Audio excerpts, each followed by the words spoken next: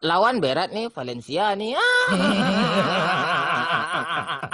Udah mulai kecemasan si Decul kan.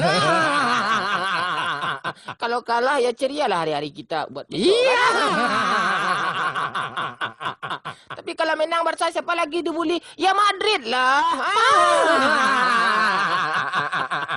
Sia-sia perjuangan si Jones kan.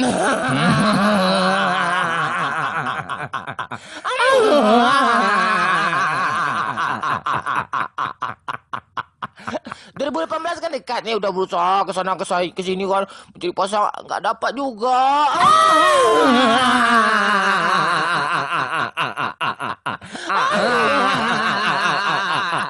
Semalam tim besar menang semua kan, Chelsea, Liverpool, Arsenal, City, MU, Barcelona juga menang kan, tapi Real Madrid kok nggak menang ya?